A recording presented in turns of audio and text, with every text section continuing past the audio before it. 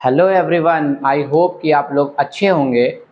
आज हम लोग पढ़ेंगे परागकण के बारे में, जिसे हम लोग नर युग्मकोद्भिद या पोलन ग्रेन्स कहते हैं। तो आइए देखते हैं परागकण, जिसे हम लोग लघु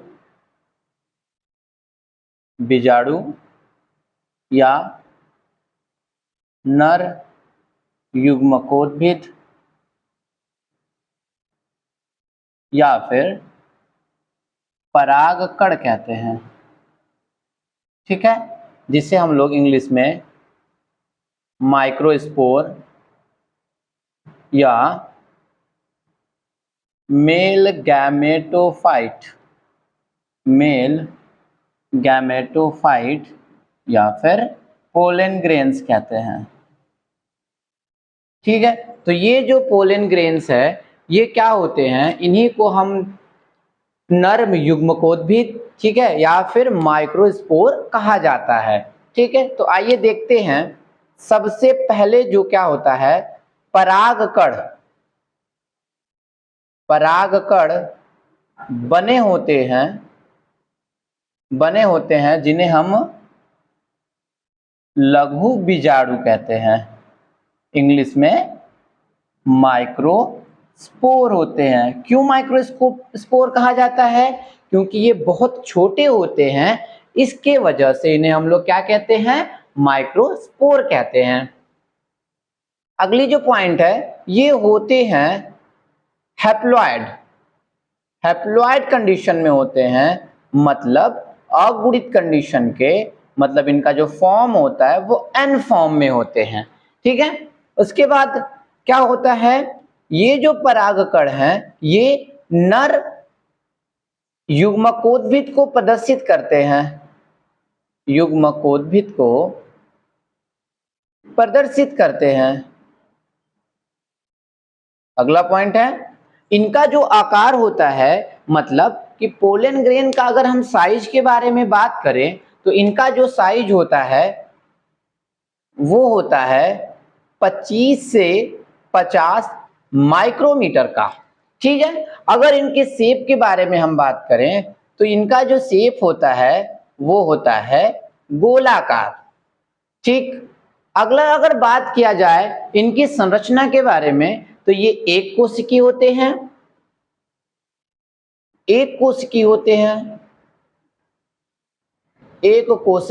हैं, साथ में एक केंद्रीय होते हैं। ठीक है, एक केंद्रीय होते हैं। अगर हम बात करें कि परागकण में सबसे छोटा परागकण किसका होता है, तो सबसे छोटा परागकण जो होता है उसका नाम है मायोसोटिस,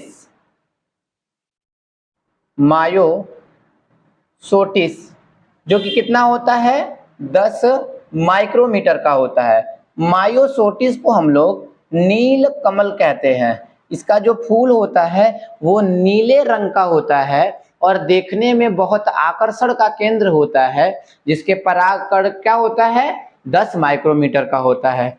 सबसे बड़े परागकण की बात करें, सबसे बड़ा परागकण तो वो होता है मिरेबिलिस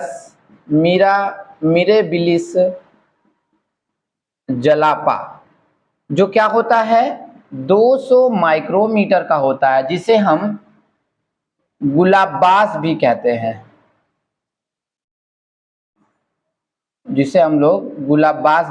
हैं, ठीक है, जिसका क्या होता है, सबसे छोटा परागकण जो है वो मायोसोटिस का है, जो कि नीलकमल है, और इसकी जो साइज होती है वो 10 माइक्रोमीटर का होता है। सबसे बड़ा जो परागकण है उसी को हम लोग कहते हैं मिरेबिलिस जलापा, जो कि गुलाबबास होता है, जो कि 200 माइक्रोमीटर का होता है। ठीक है, अब अगर हम बात करें कि ये सारी चीजें तो हो गई, ठीक है, तो अगर हम पोलन ग्रेन के बारे में बात करें, ठीक है, तो पोलन ग्रेन क्या होता है, एक मेल गैमेटोफाइट होता है। अब मेल गैमेटोफाइट जो होता है वो क्या करता है कि फर्टिलाइजेशन में फीमेल गैमेटोफाइट से क्या करता है, फ्यूज हो जाता है, और फ्यूज होने के बाद आगे की जो फर्टिलाइजेशन की प्रोसेस है उसको कंप्लीट करता है।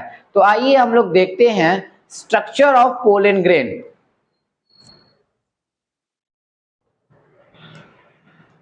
आइए स्ट्रक्चर ऑफ पोलन ग्रेन, या फिर अगर हम पहले इससे पहले हम लोग देखेंगे कि परागकण की भित्ति, जिसे हम लोग क्या कहते हैं, परागकण की क्या कहते हैं उसे, परागकण की भित्ति या फिर लेयर कहते हैं। तो लेयर ऑफ पोलन ग्रेन्स या परागकण की भित्ति, ठीक है। तो परागकण की जो भित्ति होती है उसी को हम लोग स्पोरोडर्म कहा जाता है। क्या कहते हैं, स्पोरोडर्म कहा जाता है। और ये जो स्पोरोडर्म है वो दो प्रकार के लेयर से बना होता है। एक जो बाहर की ओर होता है उसे बाहरी आवरण, एक अंदर की तरफ होता है उसे आंतरिक आवरण कहते हैं। आंतरिक आवरण या अंतः आवरण कहा जाता है।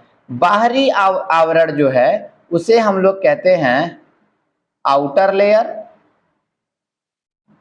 ठीक है। और आंतरिक जो है उसे हम लोग कहते हैं इनर लेयर, ठीक है। आउटर लेयर जो होता है उसे हम लोग एक्साइन कहते हैं, जो कि बाह्य चोल कहा जाता है, बाह्य चोल। और इंटरनल लेयर को, जो इनर लेयर होती है, उसे हम कहते हैं इंटाइन, जिसे अंतः चोल कहा जाता है। तो क्या हुआ कि जो पोलन ग्रेन्स हैं वो क्या होते हैं, वो दो लेयर के बने होते हैं। एक जो होता है उसे बाहरी आवरण कहते हैं, जिसे आउटर लेयर कहा जाता है। एक जो अंदर होता है उसे हम लोग क्या कहते हैं, इनर लेयर कहते हैं। आउटर लेयर जो होता है वो एक्साइन होता है और जो इनर लेयर होता है उसे इंटाइन कहते हैं। तो आइए सब हम लोग वन बाय वन करके इन सारी चीजों को बारे में पढ़ेंगे, ठीक है। अगर हम पोलन ग्रेन के स्ट्रक्चर के बारे में बात करें तो पोलन ग्रेन क्या होता है, एक बहुत ही सरल संरचना होती है जो कि मेल गैमेटोफाइट होता है, ठीक है, मेल गैमेटोफाइट होता है। तो अब देखिए ये जो बाहर कांटे जैसी संरचना है मोटी मोटी, इसे हम लोग बाह्य चोल या एक्साइन कहते हैं, ठीक है। और उसी के अंदर एक लेयर होती है, ठीक है, जो क्या होती है, इनर लेयर होती है, जिसे हम लोग एंटाइन कहते हैं। और ये इसका न्यूक्लियस है। बात समझ में आ गई कि दो प्रकार की लेयर होती है यहाँ पर। एक जो पोलन ग्रेन का सबसे बाहरी लेयर है, ठीक है, जो कि मोटी होती है, खुरदुरी होती है, उसे एक्साइन लेयर कहा जाता है। और इनर की तरफ जो लेयर होती है वो स्मूथ आपको दिखाई, कोमल दिखाई दे रही है, एक झिल्ली जैसी दिखाई दे रही है, जिसे इंटाइन लेयर कहते हैं। तो आइए हम देखते हैं पहला जो लेयर है जिसे हम लोग क्या कहते हैं, एक्साइन लेयर कहते हैं, उसी के बारे में देखा जाता है। तो अगर हम एक्साइन लेयर के बारे में बात करें, एक्साइन जिसे हम बाह्य चोल कहते हैं, बाह्य चोल कहते हैं। तो क्या होता है एक्साइन लेयर, ये कैसा होता है, मोटा होता है, खुरदरा, मोटा और खुरदरा होता है। दूसरा, इस एक्साइन लेयर के पास क्या होता है, एक विशेष प्रकार का केमिकल का बना हुआ कार्बनिक पदार्थ होता है, जिसे हम लोग कहते हैं स्पोरोपोलेनिन, कहते हैं क्या, स्पोरोपोलेनिन। ये विशिष्ट प्रकार का केमिकल का कार्बनिक पदार्थ होता है जो क्या करता है, आइए देखते हैं इसके बारे में, ये कौन कौन से कार्य करता है। तो यहां पर लिख देते हैं स्पोरोपोलेनिन, इसका कार्य, स्पोरोपोलेनिन के कार्य। पहला जो कार्य है इसका, वो क्या करता है कि ये सबसे बेहतरीन, सबसे प्रभावी, सबसे अच्छा प्रतिरोधक कार्बनिक पदार्थ होता है। तो लिख सकते हैं सबसे अच्छा प्रतिरोधक कार्बनिक पदार्थ होता है। ठीक है, दूसरा क्या होता है, इस पर हार्ड एसिड, हार्ड एल्काइंस, ठीक है, और हाई टेम्परेचर का कोई इफेक्ट नहीं होता। तो लिख सकते हैं इस पर स्ट्रॉन्ग एसिड, स्ट्रॉन्ग एल्काइन, ठीक है, और हाई टेम्परेचर का क्या होता है, कोई इफेक्ट नहीं होता है इस पर। ठीक है, अगला क्या है कि ये क्या करता है कि पराग कणों को सुरक्षा देता है, सुरक्षा देता है। ये स्पोरोपोलिन के क्या है, कार्य हैं। ठीक है, ये एक विशेष प्रकार का क्या होता है, कार्बनिक पदार्थ का बना हुआ होता है, जो कि क्या करता है, प्रतिरोधक कार्बनिक पदार्थ होता है। इस पर अम्ल, क्षार और तापमान का भी ज्यादा प्रभाव नहीं होता। ये क्या करता है कि पराग कणों को सुरक्षा देने का कार्य करता है। ठीक है, एक टॉपिक क्या है कि ये जो होता है जीवाश्मीकरण में भी मदद करता है। जीवाश्मीकरण का मतलब है कि किसी भी प्रकार से पोलन ग्रेन को उसकी ठोस अवस्था में संरक्षित कर दिया जाता है। ठीक है, जैसे कि पौधे को कठोर रूप में संरक्षित करने की प्रक्रिया, उसी को हम लोग क्या कहते हैं, फॉसिलाइजेशन कहा जाता है। मतलब जीवाश्मीकरण कहा जाता है। मतलब बहुत दिनों तक हम क्या कर सकते हैं, इस परागकण को संरक्षित रख सकते हैं, जिससे हम आने वाले टाइम में भी क्या कर सकते हैं कि उस परागकण से नए नए जो उस जिस भी फैमिली का है, जिस भी कुल का है, उससे हम नए पौधे को क्या कर सकते हैं, जनरेट कर सकते हैं। ठीक है, उसके बाद ये तो था एक्साइन लेयर जो कि बाह्य चोल है। ठीक है, अब हम अंतः चोल के बारे में बात करते हैं, जिसे हम इंटाइन लेयर कहते हैं। इंटाइन लेयर, इंटाइन या अंतः चोल। ठीक है, तो जो अंतः चोल होता है वो क्या होता है, कोमल होता है, पतला होता है। ठीक है, पतला झिल्ली के समान होता है, झिल्ली के समान होता है। अंतःचोल क्या होता है, मुलायम होता है, पतला होता है और झिल्ली के समान होता है। ये जो बना होता है अंतःचोल, ये पेप्टिन सेलुलोज का बना होता है, पेप्टिन सेलुलोज का बना होता है। अगर इन दोनों वर्ड को हम मिला दें तो ये बनेगा पेप्टोसेलुलोज। ठीक है, तो पेप्टोसेलुलोज का क्या होता है, ये बना होता है, पेप्टोसेलुलोज का बना होता है। इंटाइन लेयर में अगर हम बात करें तो इसमें एक विशेष प्रकार की छिद्र होती है, जिसे हम जनन छिद्र कहते हैं। तो लिख सकते हैं अंतःचोल में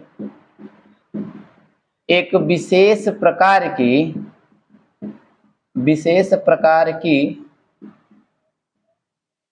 छिद्र होती है, जिसे हम लोग क्या कहते हैं, जनन छिद्र कहते हैं। बात समझ में आ गई? ठीक है, उसके बाद क्या होता है कि ये सारी चीजें क्या होती थी, हमने एक्साइन लेयर को भी पढ़ लिया कि ये बाहर होता है, खुरदुरा होता है और मोटा होता है। ये एक विशेष प्रकार के कार्बनिक पदार्थ से बना होता है, जिसे स्पोरोपोलिन कहा जाता है, जिसपे तापमान का, क्षार का, अम्ल का कोई इफेक्ट नहीं होता। और उसी के कारण हम क्या कर सकते हैं, जीवाश्मीकरण में पोलन ग्रेन में क्या किया जा सकता है। अगर हम इंटाइन लेयर की बात करें तो ये कोमल होते हैं। ठीक है, और पतले झिल्ली के समान संरचना होती है और इनकी जो झिल्ली होती है वो पेप्टिन सेलुलोज की बनी होती है या पेप्टिनो सेलुलोज की बनी होती है, ठीक है। और इनके अंतःचोल पर एक विशेष प्रकार का छिद्र मौजूद होता है या उपस्थित होता है जिसे हम लोग जनन छिद्र कहते हैं। अब आइए देखते हैं कि पोलन ग्रेन की जीवन क्षमता क्या होती है।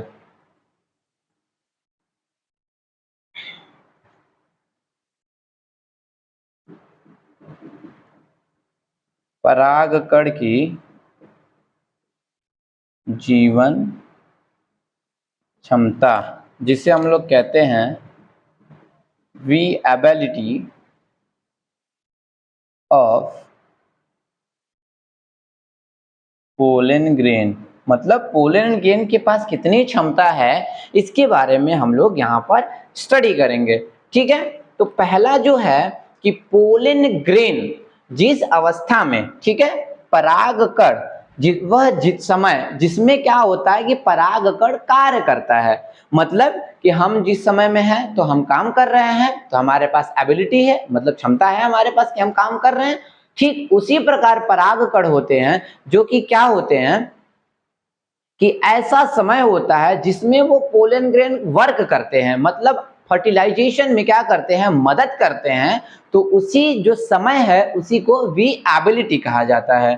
तो लिख सकते हैं वह समय जिसमें परागकण कार्यरत या फंक्शनल होता है उसी को हम लोग क्या कहते हैं, विएबिलिटी कहा जाता है, ठीक है, विएबिलिटी कहते हैं, ठीक है। दूसरा पॉइंट क्या है कि यह क्या करता है कि तापमान पर, आर्द्रता पर और जेनेटिक जीन पर भी निर्भर करता है। तो लिख सकते हैं यह तापमान, टेम्परेचर, ह्यूमिडिटी, आर्द्रता व स्पेसिफिक जीन पर क्या करता है, निर्भर करता है। कौन निर्भर करता है, परागकण की जीवन क्षमता, मतलब अगर उसका जीन में कोई गड़बड़ी होगा तो उसकी जो विएबिलिटी है वो कम होगी। अगर परफेक्ट स्पेसिफिक जीन होगा तो क्या होगी, उस पर उसकी जो एबिलिटी है वो क्या होगी, हाई होगी, ठीक है। अब आगे हम देखेंगे कि जो परागकण होते हैं, ठीक है, अलग अलग प्रकार के जो परागकण हैं उनकी जो क्षमता है, मतलब उनकी जो जीवन है, जीवन क्षमता जो है वो अलग अलग होती है। तो सबसे पहले अगर हम बात करें, ठीक है, अगर हम अनाज की ग्रेन्स की बात करें, ठीक है, ग्रेन्स जिसे हम लोग अनाज कहते हैं, तो अनाज की बात करें तो इनकी जो जीवन क्षमता होती है, जीवन क्षमता जो होती है वो कितना होता है, 30 मिनट। अगर पोलन ग्रेन मेच्योर हो गया तो मेच्योरिटी के बाद क्या होता है कि उनकी जो क्षमता है वो 30 मिनट होती है। जैसे अगर एग्जाम्पल में ले लें हम तो राइस हो गया, वीट हो गया, ठीक है, मेज हो गया, जितने भी हैं पोएसी फैमिली के जितने भी हैं, ठीक है, पोएसी कुल के जितने भी हैं प्लांट, वो क्या होते हैं कि उनका जो जीवन क्षमता होती है उनके परागकणों की वो कितनी होती है, 30 मिनट होती है। आगे हम देखेंगे, ठीक है, जैसे गुलाब हो गया, गुलाब जिसे हम लोग रोजेसी कहते हैं, ठीक है, लेग्यूमिनेसी हो गया, लेग्यूमिनेसी हो गया जिसे हम लोग पल्सेस वाले कहते हैं या फिर दलहनी, दलहनी जितने भी प्लांट हो गए, ठीक है। उसके बाद स्लोनेसी हो गया, ठीक है, स्लोनेसी कुल के कौन कौन से प्लांट आते हैं, जैसे हमारे पास एग प्लांट हो गया, एग प्लांट का मतलब हो गया बैगन, ठीक है, टोमेटो हो गया, ठीक है, पोटैटो हो गया, ठीक है। और उसके बाद क्या हो सकता है कि उसके बाद ब्रिंजल, ये सारे जो होते हैं वो सोलेनेसी कुल के प्लांट है। इनकी जो परागकण की क्षमता होती है, परागकण की जो क्षमता होती है, ठीक है, क्षमता कई कई महीने तक होती है। परागकण की क्षमता जो क्या होती है कि कई कई महीने तक होती है। तो ये परागकण की विएबिलिटी के बारे में बात हुई, ठीक है। अब परागकण को हम लोग क्या कर सकते हैं कि एज अ बैंकिंग, मतलब कि जैसे हम अपना पैसा बैंक में स्टोर करके रखते हैं, सुरक्षित रखते हैं, ठीक है। अगर हम ब्लड को भी डोनेट किया तो ब्लड बैंक में रखते हैं, ठीक है। तो उसी तरह परागकण जो है उसको भी हम एज इसे बैंक के थ्रू, मतलब एक पोलन बैंक आता है जिसमें क्या कर सकते हैं कि परागकण को भी हम क्या कर सकते हैं, सुरक्षित रख सकते हैं। तो आइए देखते हैं पोलन बैंक के बारे में।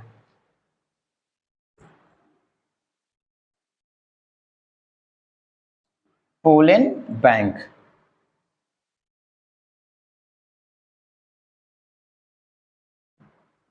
पोलन बैंक, ठीक है। तो पोलन बैंक में क्या होता है कि नाइट्रोजन जो होता है उसकी टेम्परेचर, नाइट्रोजन की जो टेम्परेचर होती है -196 डिग्री सेल्सियस होती है, ठीक है। इतना टेम्परेचर होता है और इसी टेम्परेचर में हम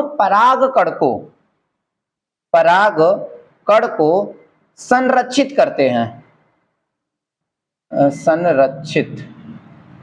संरक्षित किया जाता है या करते हैं, किया जाता है।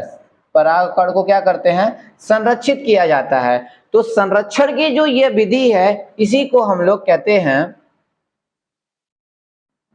क्रियो संरक्षण, क्रियो संरक्षण, या फिर इंग्लिश में क्या कहा जाता है, क्रियो प्रिजर्वेशन, ठीक है। क्रियो प्रिजर्वेशन किया जाता है। तो ये एक प्रोग्राम है, एक प्रकार का सिस्टम है जिसमें क्या करते हैं कि नाइट्रोजन में जिसका टेम्परेचर -196 डिग्री सेल्सियस होता है उसी में हम पोलन ग्रेन को संरक्षित करके रखते हैं कि आगे आने वाले समय में हम उस पोलन ग्रेन से क्या करें कि एक स्पेसिफिक टाइप का जो प्लांट है उसको हम डेवलप कर लें, ठीक है। तो ये जो बात थी ये थी पोलन ग्रेन के बारे में, ठीक है। आगे हम पढ़ेंगे डेवलपिंग ऑफ पोलन ग्रेन, मतलब पोलन ग्रेन का विकास कैसे होता है। तो उसको पढ़ने के लिए हम पार्ट 3 में पढ़ेंगे। Thank you.